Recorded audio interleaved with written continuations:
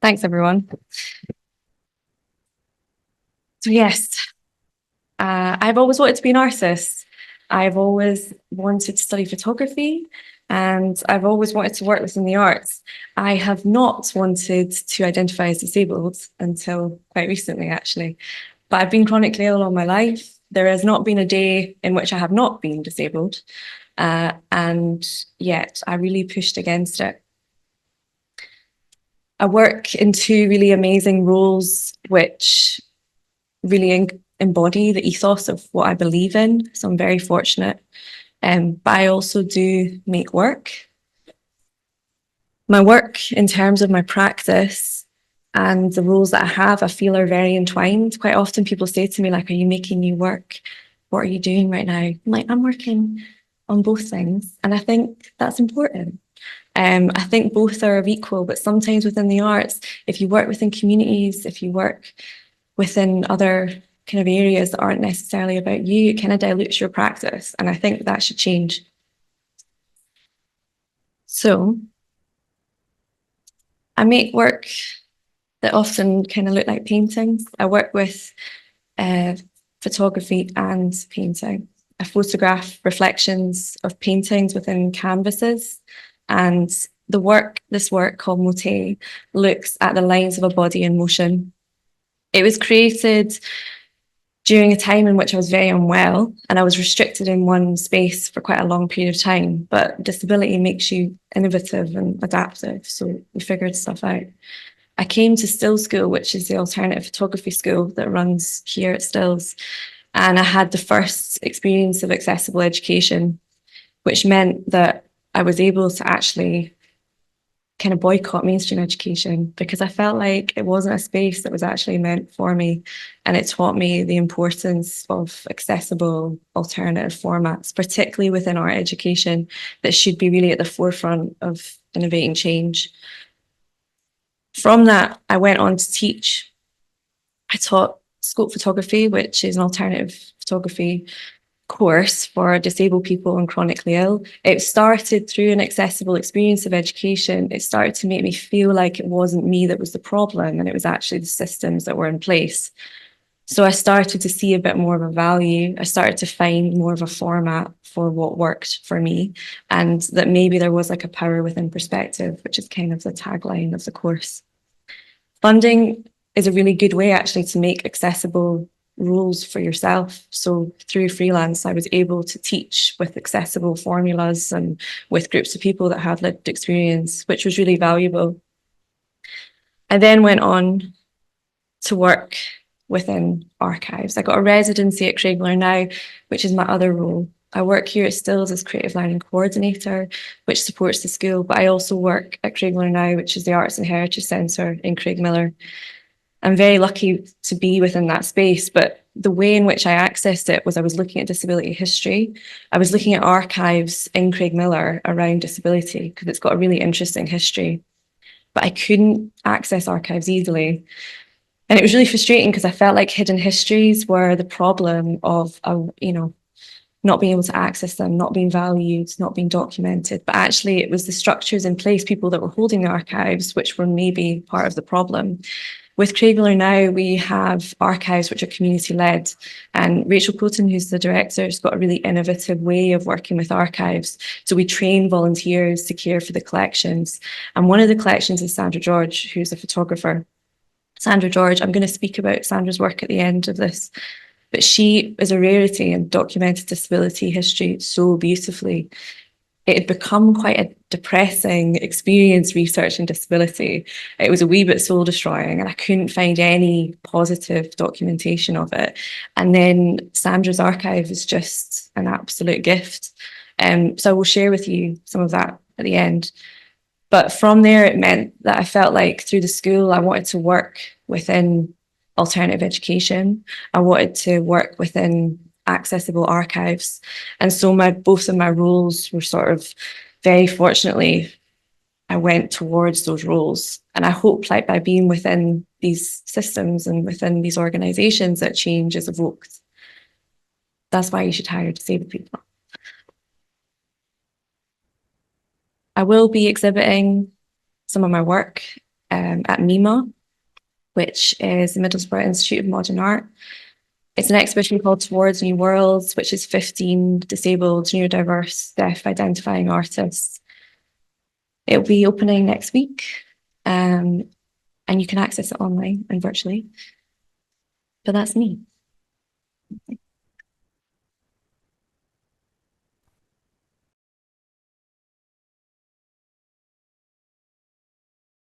Hello, my name is Ellen, and I am primarily a poet and theatre maker.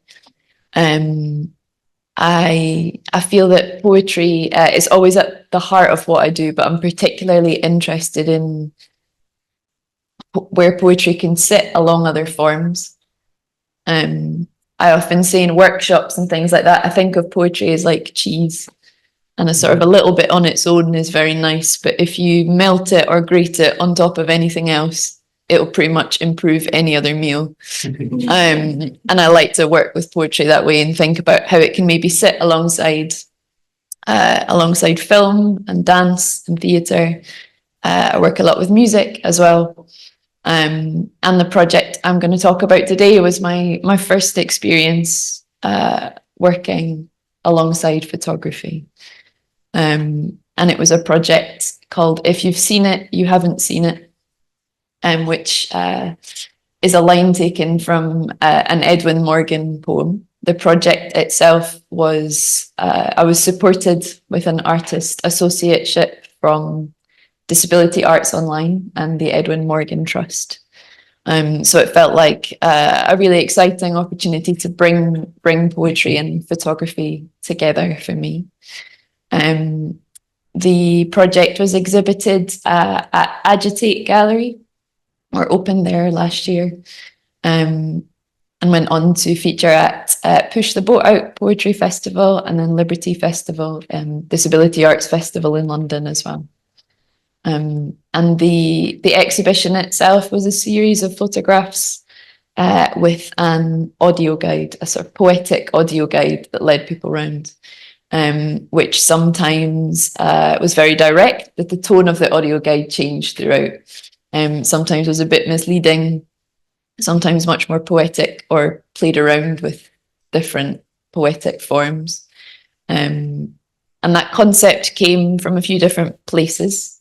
For me, as a visually impaired photographer, partially sighted, I've always enjoyed the act of taking photographs. I've always found it quite meditative, but quite often would get into this kind of overthinking, like existential funk when I was taking photos, thinking about whose image of the world was I recreating, or was I representing my own partiality, or was I kind of trying to emulate a particular image of the world that wasn't my experience of it.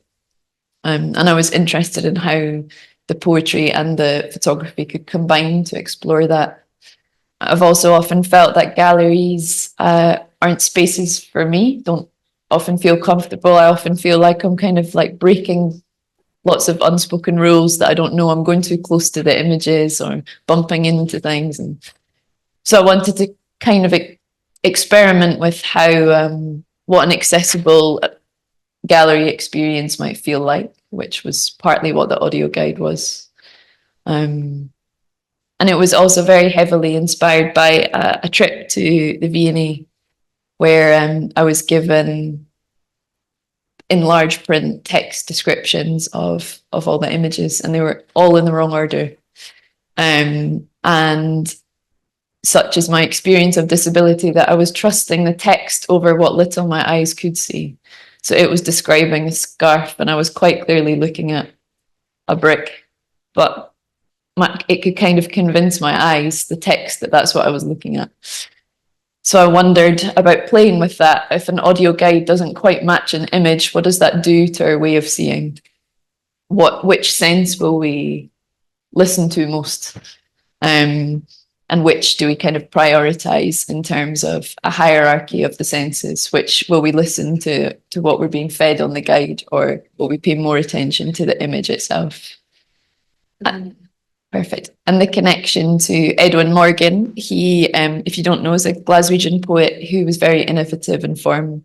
And he created a form of poetry called the instamatic, which is a description of a real or imagined photograph, which made me think a lot about the potential for audio description, how we can describe images or misdescribe images, and how we can also describe images more creatively or in more inventive ways, so that the experience of reading a description or listening to a poem can give us the same emotions that looking at a photograph can mirror that experience. So it was a kind of first experience of bringing those two together, but it's something that's really made me very excited to think about the potential of both poetry and photography together, but also photography, apologies, as a visually impaired art form and experience.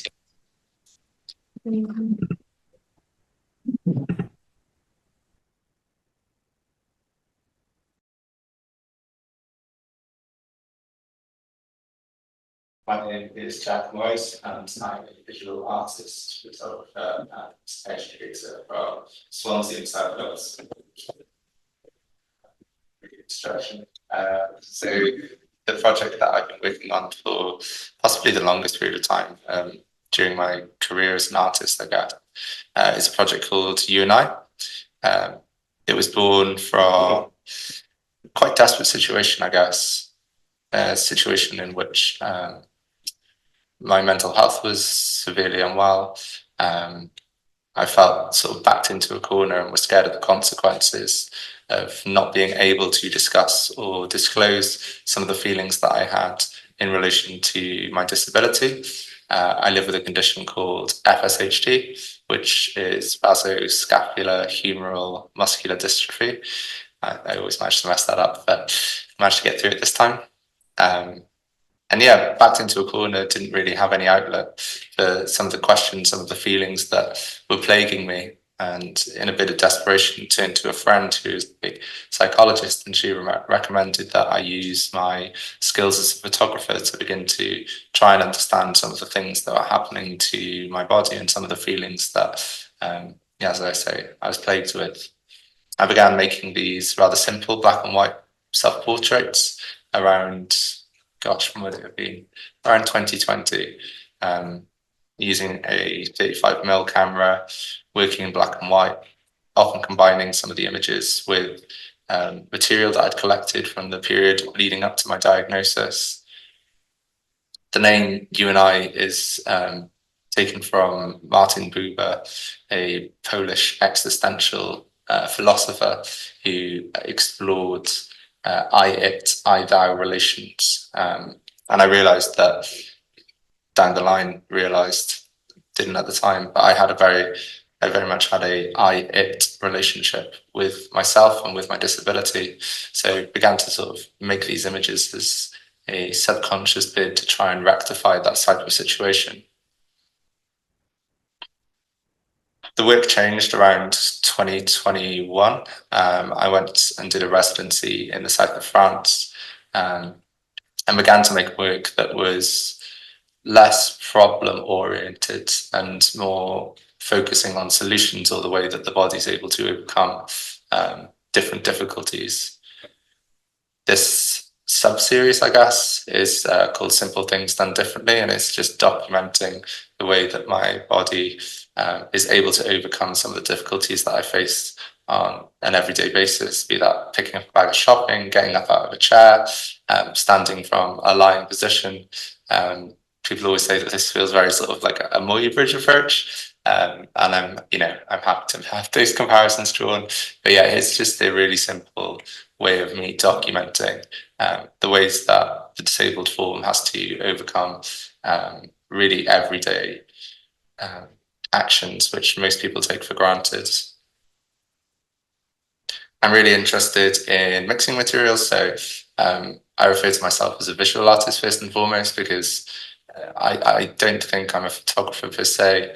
I have an interest in photography, and as you've probably seen, a lot of my work relates to photography, but I'm also really interested in trying to bring in different types of making and different types of creation.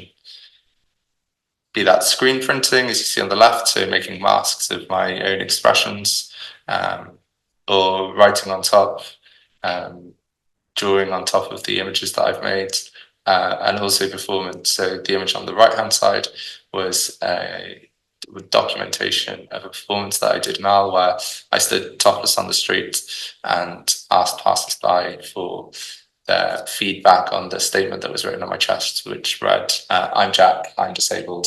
How does that make you feel?" So yeah, really interested in mixing these different approaches and trying to, be very all-encompassing, I guess. My new work is quite participatory. It's a new sort of avenue that I've not long been looking at, but it's something that I'm really excited by, including others in my work, using photography as a method for communicating some of my felt sense with those that are closest to me. Thanks very much.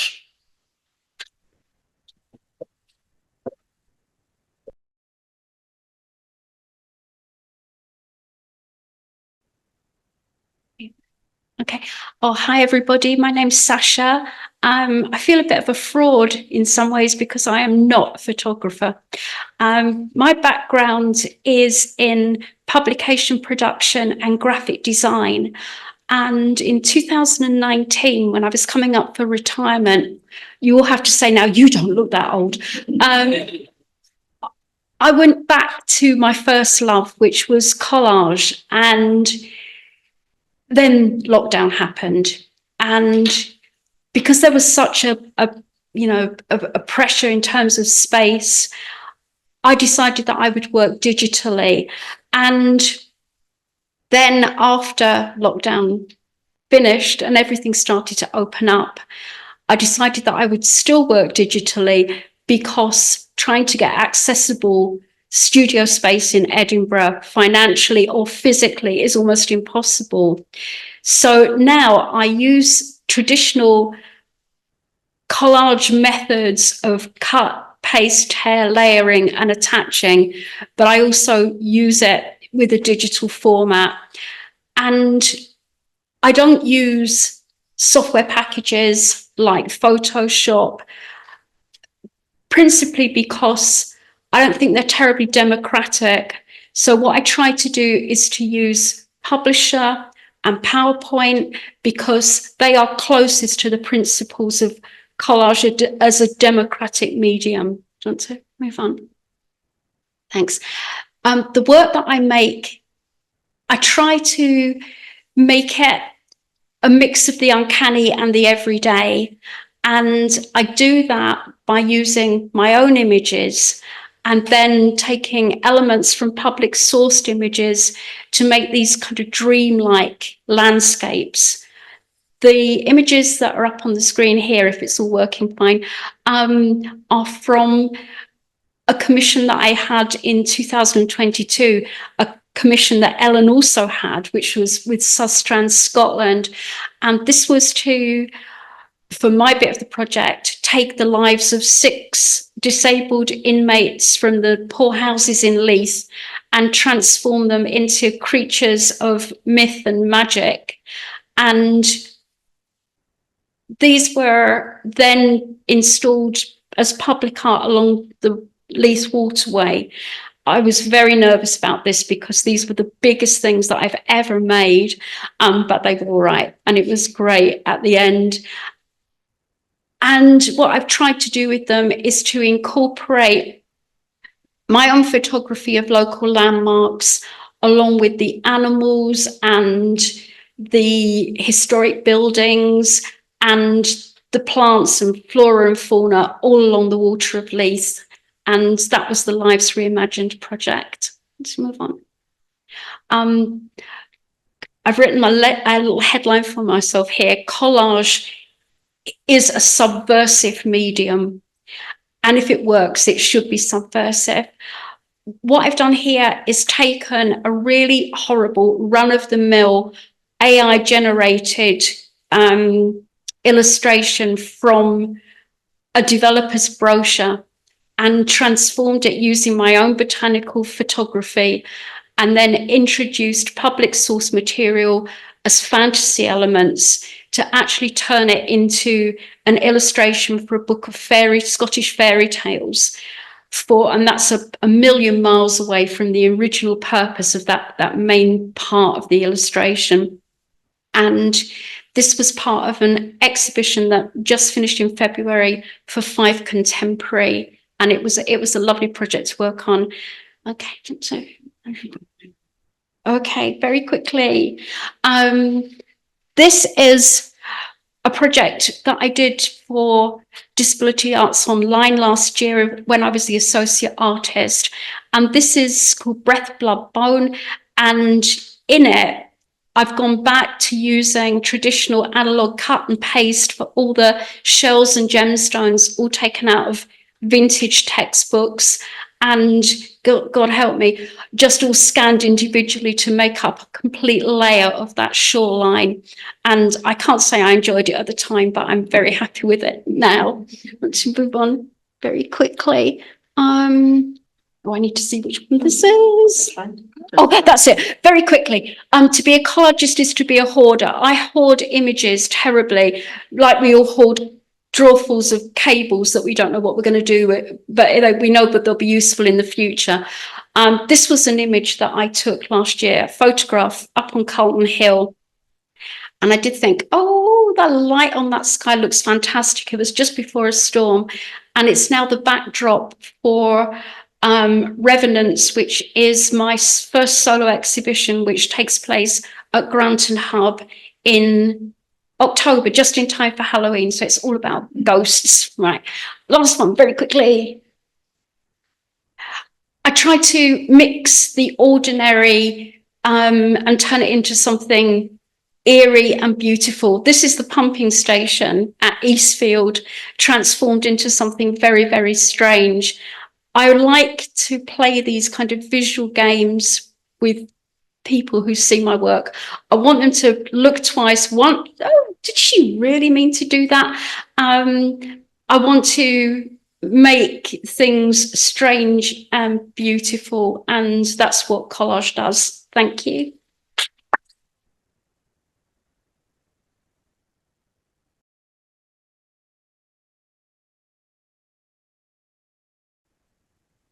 This is from Romford.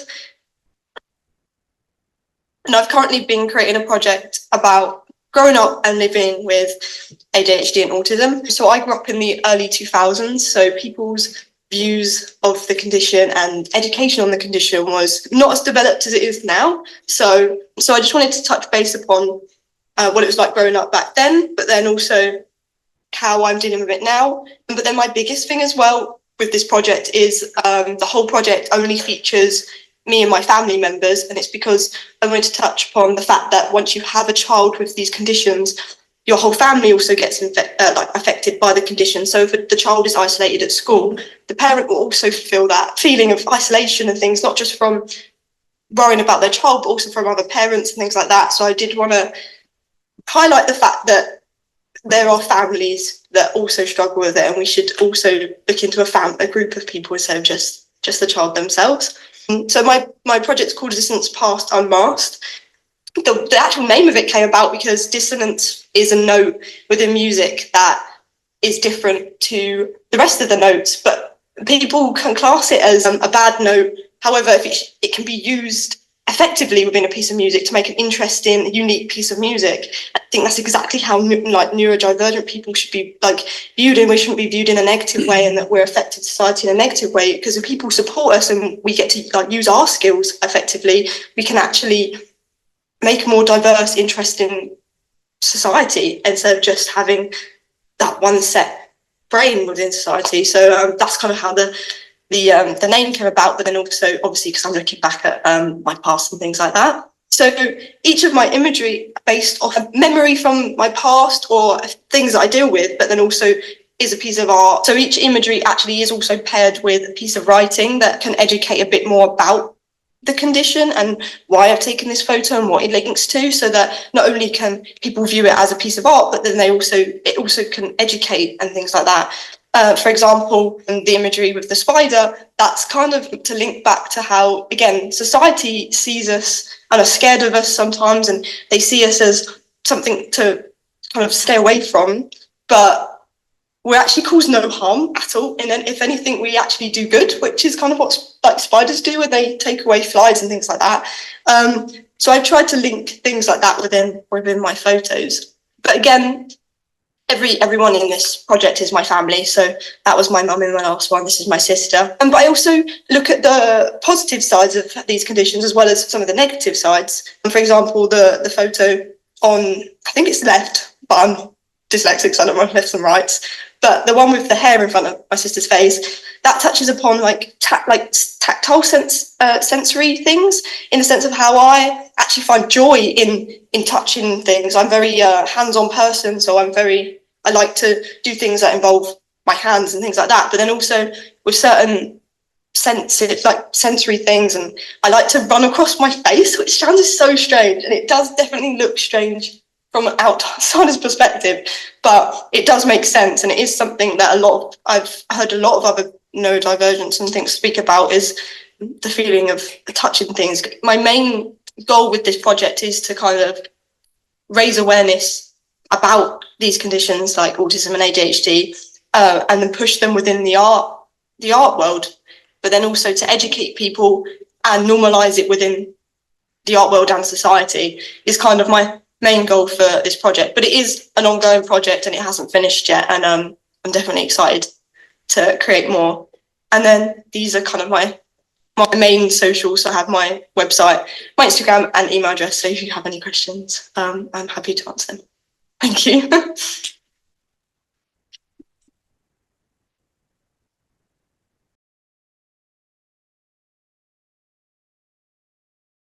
Hey everyone. We have been very fortunately provided access packs by the amazing Nook Collective. They've also been very kind and let us use their Zoom account, so thank you so much for them. They're going to be introduced by Alasdair, and Alasdair's going to talk about his own practice as well. Here we go. Thank you. Hi, I'm Alasdair. I'm a member of Nook Collective, have been for about 6 months. So yeah, I'm just going to introduce Nook Collective briefly before my own work. Nook is a collective of neurodivergent artists in Scotland, and it provides guidance and resources to other cultural organisations to make their practices and their events as accessible to neurodivergent people as possible. You've seen some of the Nook pack here. They also support their own community of neurodivergent artists like myself, with opportunities for community and to connect. There's regular Zoom meetups and sharing opportunities for creative practice workshops, both our own workshops and third-party workshops and other opportunities like exhibitions. At the moment, the Nook group exhibition, Nook Perspectives, is open in Patriot Hall, Wednesday to Sunday, until the 28th of July. And I recommend everyone pops along, not just to see all the artwork of the collective, but if you're at all involved in exhibitions or events, to see how the small group of volunteers with almost no budget has managed to make the exhibition really accessible, with communication aids, sensory aids. The exhibition paperwork is in every possible format you can think of, and it really shows that there's really no excuse for other galleries and exhibitions to not make things as accessible as possible. So, as I said, I've been a member of Nook for about 6 months, but I've been a professional photographer for nearly 15 years. I'm self-taught, which I wouldn't recommend to anyone, but it gave me the opportunity to figure out in my own time what kind of photography work I wanted to do. And I've eventually settled. Most of my work is event photography for cultural and community organisations. So I do a lot of community events, festivals, I document artwork for artists and galleries and theatres. I do a little bit of family work. I do one wedding a month because I love it, and I try and fit in as much of my own practice as I go along too. That's a few examples of my fun work. I have, over those 15 years, mostly subconsciously, but in the last few years consciously, worked to shape my career to fit my neurodivergence, which is why I have such a varied portfolio of work. I need that variety to keep me going. It's why I'm self-employed. I work from project to project because I need that flexibility to function, essentially. And the thing that drives me in my work is making a positive impact with those communities that I work with, as well as kind of connecting with those groups of people and trying to express myself as authentically as I can. Which brings me to some of my own personal projects. I've sort of identified as neurodivergent for the last 5 or 6 years, which aligns with how long I've been comfortable calling myself an artist as well. It was only in the pandemic that I kind of lost a lot of my client work. So I went out every single day with a little film camera and photographed the streets of Glasgow and produced these books with it. And these books of street photography, publishing these really grew my confidence and helped me come out of my shell and expressing myself as authentically as possible. So some of my more recent books in the middle there is Neoscope, which is my photography of ancient sites with NASA space photography and poetry. Some of my zines here have got prose and autobiographical work. I'll leave these somewhere. People can have a little flick through at some point and feel free to ask me about them. And last thing, before I finish up, not only have I sort of shaped my career to fit my neurodivergence, my photography is a tool that I use to sort of navigate the world as neurodivergent. It gives me purpose in life, like as a lifelong purpose, but also it gives me the confidence to go out and join activities, join communities, and get involved in things like I was there on Kenmure Street all day and in COP26, which I found hellish. I found purpose by working with doctors during that time to produce images like this. The last image is the work that I have on in the Nook Perspectives group show, which is kind of climate related. And on that cheery note, thank you for listening, and I'm looking forward to meeting some of you, and it's been great to hear from you as well. Thank you.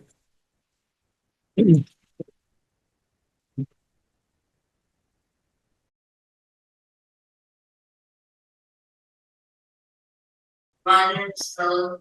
I'm a Scottish photographer and also someone who likes to raise awareness about their medical condition. My medical condition is called NDP syndrome. NDP stands for mandibular dysplasia with deafness and photoid features. I have a huge passion for photography, and I like to take photos because it takes my mind off things and it helps me to remain calm when I'm stressed. I started photography about 7 or 8 years ago. It was at the start of high school. At first, I started using my phone to take photos around my school and around my area.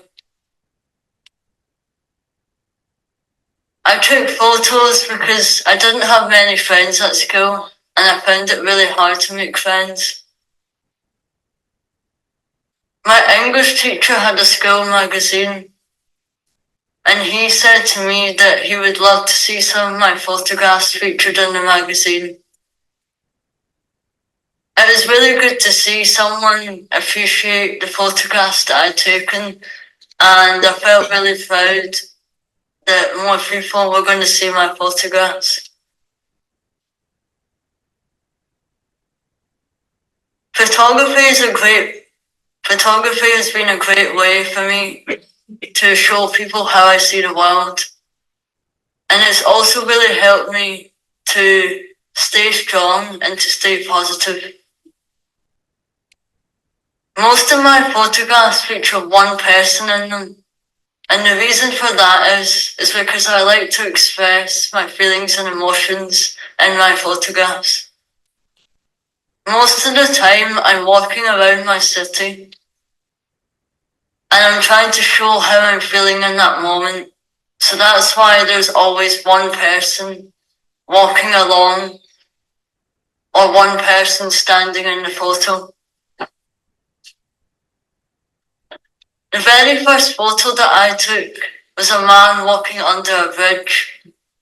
He's walking under the bridge when it's wet, windy, and there's puddles on the ground.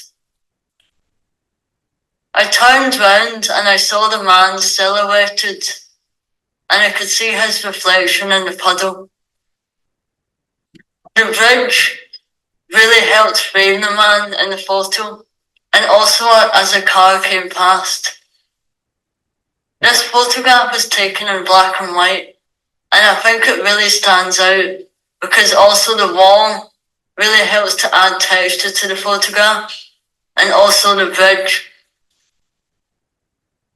I felt really proud when I took that photograph, and it's one that my mum and my dad were really proud of me for taking.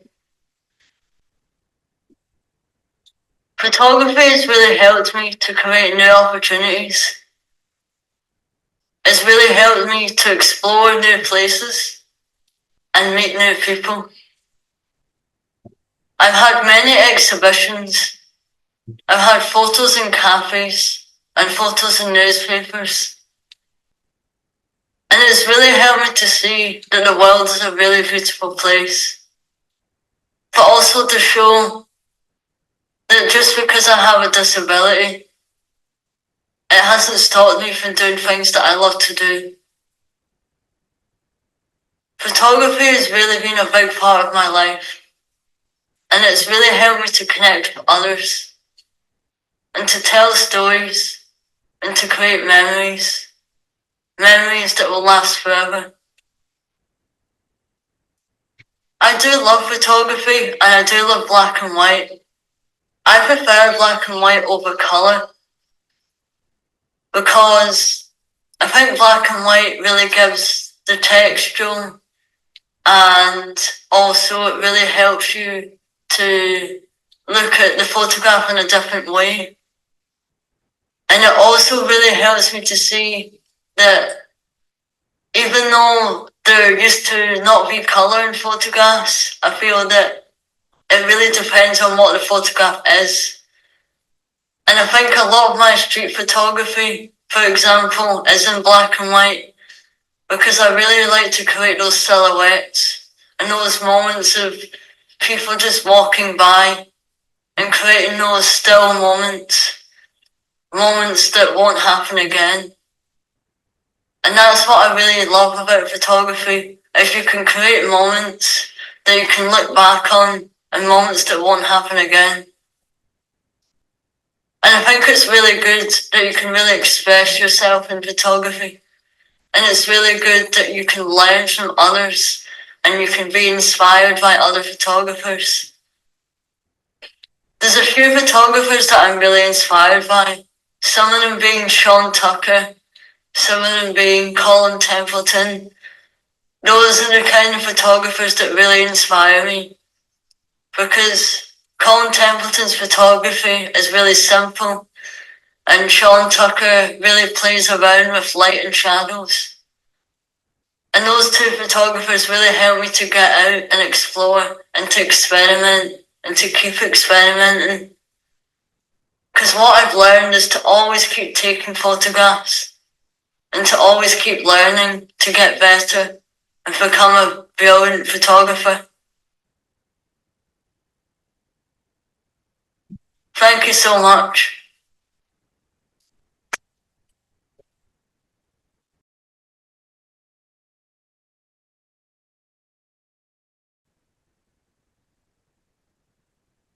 Hi, I'm Graeme.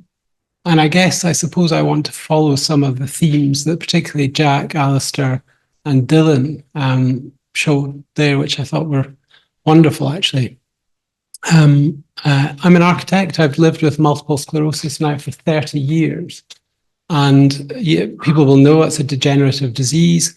And over time, it has started to erode my sort of physical functions, if you like. And in the last 5 years, it's got to the point where I can't draw anymore. And I'm sure other participants here will know that the creative urge, if you have such a thing, is something that's really strong. It makes you feel sort of vital in the world and gives you a purpose. And I think although my physical abilities have diminished, I have such tremors now that I can't hold a pencil. So I reached for a camera because I wanted to feel that I still had some sort of outlet that gave me a sense of purpose and so on. So the images I'm going to show, I do photograph a whole multitude of things, but this is a little bit selfish, I guess, this presentation, because it tries to explore a little bit about what the sort of interface between disability and photography. And so this first image is fairly self-explanatory. It somehow relates to the idea of the sort of tremors that I have, but also this sense of diminishing function and dissociation that you get with multiple sclerosis. About sort of 7 or 8 years ago, I became, started to use a wheelchair.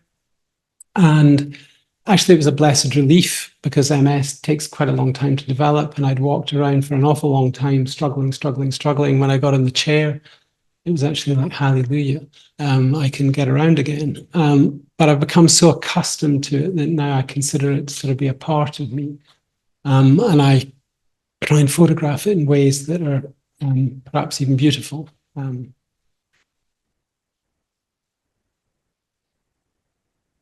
Interestingly, as a disabled person in a public place, and again, others may feel similar here, you feel quite vulnerable.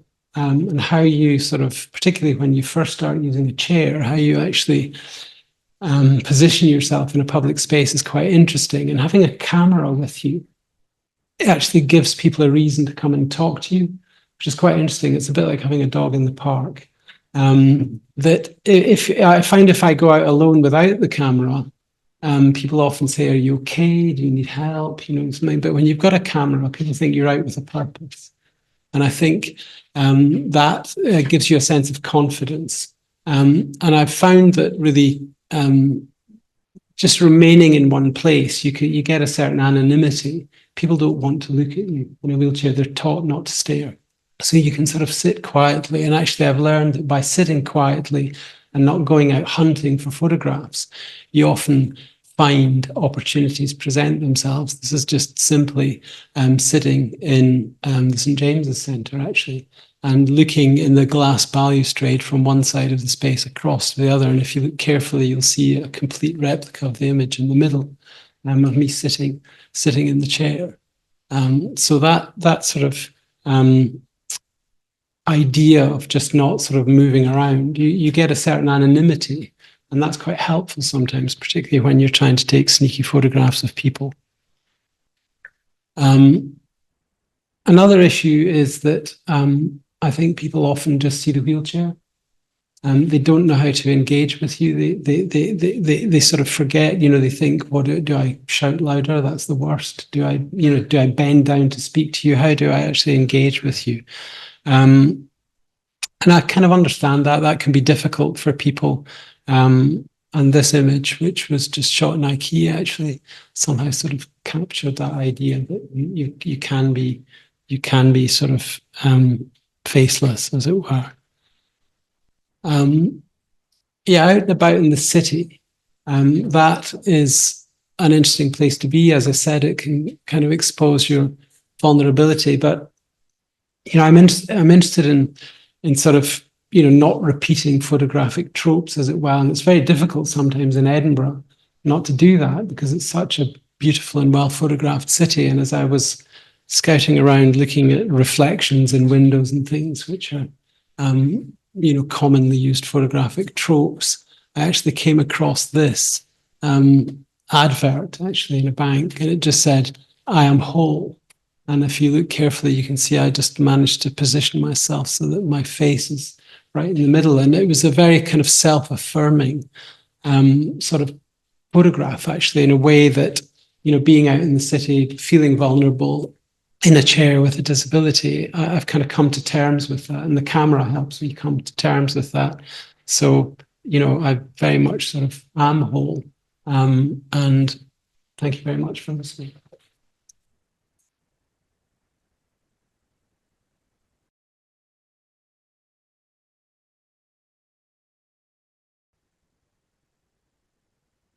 Hey, hi everyone. We're going to be joined by Jeni Reid, who's an artist, but she unfortunately can't be with us today. So she's very brilliantly sent through a quick script that I'm going to read. So if we could all just pretend that I am Jeni. Where are the disabled photographers? I guess this answers the question. By the time this is read out, I'll be deep in the heart of my duvet. I'd much rather be at Stills meeting people in person, but I'm afraid my body had other ideas. Hello, I'm Jeni. I use they, she pronouns, and I'm a 55-year-old white person. If you want to imagine me while these words are read, on a good day, I've been mistaken for Tilda Swinton's sister, and on a bad day, I resemble David Tennant in Specs after a hard night out. I live in Arbroath in Angus, and I'm a visual artist who uses digital and cyanotype photography in my practice. Imagine one is a composite of 4 photos that I've chosen to explain. Oh, image, sorry, visual impaired. So I choose to focus on the world that is available. That world is wonderful, beautiful, and odd.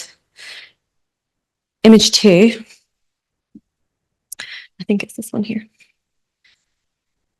Image 2 is from my ongoing project, Undiscovered Angus, which began in 2018.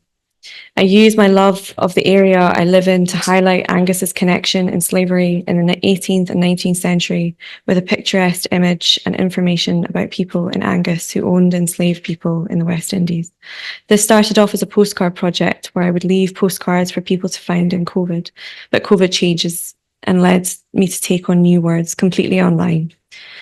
It's on Twitter, X, and Instagram. Image 3.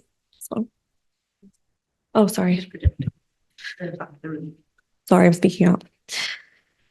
Image 3 is from my project, The Passenger. I spent 12 years not being able to drive and have a great appreciation for public transport. This project, which was shown at Gallery 48 in Dundee in 2020, comprises photos taken on buses and trains around Scotland. This is the Dundee to Perth megabus. Image 4, where are we? Here we go. Image 4 from Blueprints for Arbroath, which was part of a delayed commemoration of the anniversary of Declaration of Arbroath in 2021. In the 19th century, Arbroath linen was sent to America and to the West Indies to be made into clothes for enslaved people. I made a series of large linen cyanotype prints using 2 digital negatives. One was a photo of Arbroath and the other was taken from a 19th century print of Jamaica. Prints were displayed in areas connected to the linen industry. This one is down the road from Arbroath Abbey on the wall of Brown's pet shop. Okay. Image 5 is from my latest work, Props for an Imagined Life, shown at Methven Gallery in Forfar, beginning August 3rd. I commissioned photographers Louise Hamilton and Kyle Kerr to photograph me in real locations where people live the life that I wanted to before I became ill. A gym, a nightclub, an office, for example. Drag artist Leo Faringer, sorry, badly pronounced, did the styling and makeup to make me fabulous. I got funding from Creative Scotland for this, including access to funding support while I was making the work. It's important to note that I would not be able to make this on my own, that the vulnerability and trust required to make this project work has developed and opened up in my own practice in ways that I've not foreseen.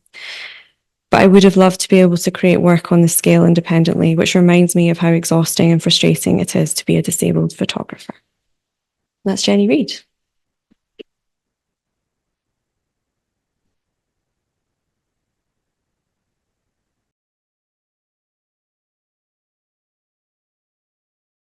Pronouns are they, them. I'm a disabled self-portrait photographer. I really wish I could be with you today, but this year it marks my 6th year of spending almost every day confined to this same 2 by 1.5 meter space, this bed.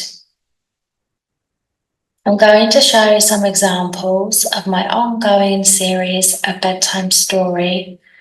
My self-portraits are a form of therapy and they help me with my ongoing struggles since childhood with severe mental illness and physical disabilities. This self-portrait depicted a time in 2020 when I was brave and I went into the front garden to gather daisies. I'm afraid of going outside, and although I was only in the front garden for a minute with the support of my partner, this was the first time I'd been in the front garden in more than a year. The experience left me feeling very fragile, but at the same time I felt so proud, so took this self-portrait with the daisies to celebrate. My only childhood and imaginary friend Daisy is central to my practice. Her presence has manifested through my frequent and often obsessive depiction of daisy flowers in my work. To escape childhood trauma, myself and Daisy created Daisyland, a magical place we would enter through a fairy door on my bedroom wall. Daisyland was the only place where my gender fluid identity and disabilities, both mental health and physical, were embraced rather than discriminated against. There were several ways to enter Daisyland, and one portal was a tree in our local park. This tree was the biggest tree in the park, and when I was a child, I thought it was magical. I thought it was a portal through which I would enter Daisyland. My partner found this tree bark in our woods. I live by the woods, but because of my disabilities, it's really impossible to get there. The woods is a minute away from our home, which means every day I'm really so lucky that I get to hear birdsong through our bedroom window, and it really feels like the birds are keeping me company. This piece explores my hair pulling disorder, which I've struggled with since childhood. I constructed this braid with both real hair that I've lost and kept, and with synthetic hair from the wigs that I wear. The placement of the braid within the casket-like shape I drew upon my body helps me mourn the loss of my hair. The daisies represent both my attachment to my childhood and imaginary friend Daisy, but also to the nature that I long to be within. To adapt my practice to meet my needs, my partner made me a bed easel, which enables me to hand colour my self-portraits with acrylic paint from the safety of bed. Doing this enables me to add further layers of emotion until the image is born. Prior to the rise of Zoom, a result of the pandemic, having a career as a photographer was impossible for me. But the rise of Zoom, it opened up opportunities, removing my barriers. And for the first time ever, I feel that my life is worth living. So please don't ever forget the people like myself who were confined to our homes and beds long before the pandemic, and we still are. Please don't forget us.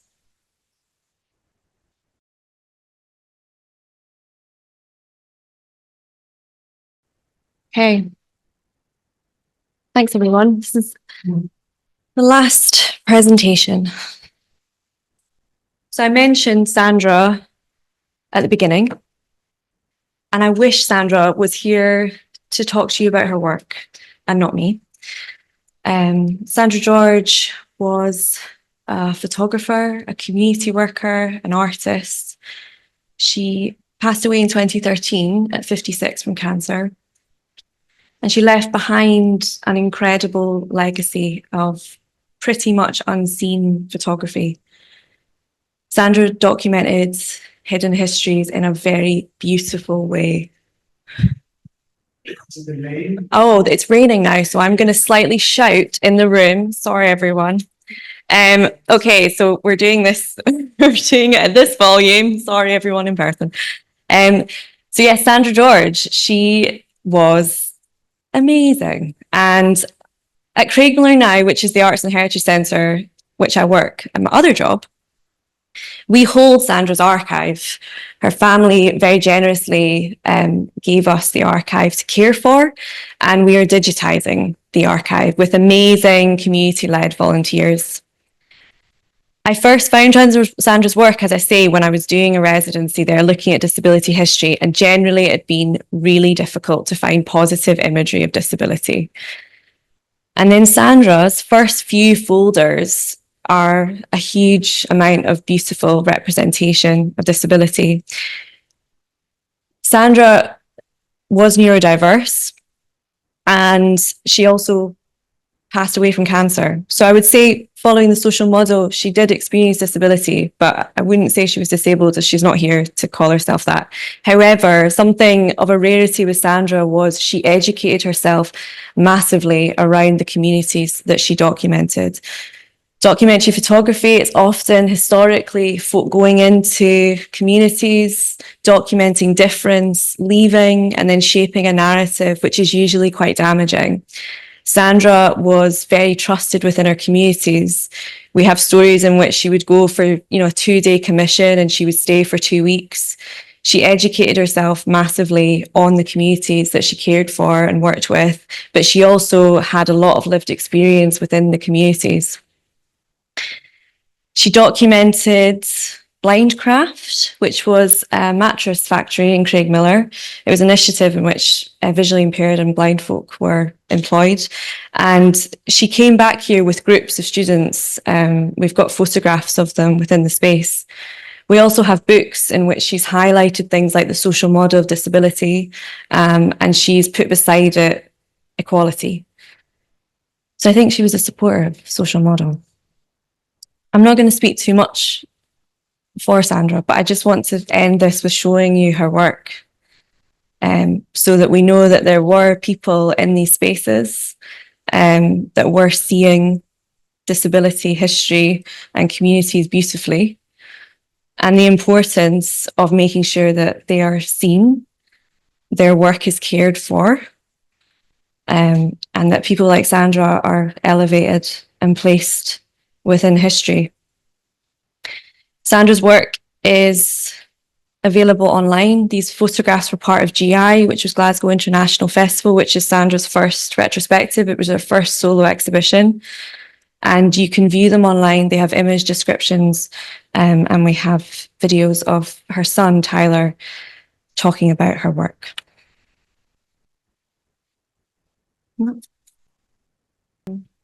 Thank you so much. What a treat to spend the afternoon with you all.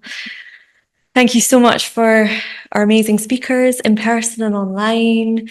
Thank you so much for being here with us and filling the space. A joy. Just one thing, for those that are not disabled, that are within these spaces or that are listening to this, it's not just on us to create space. You must also create space.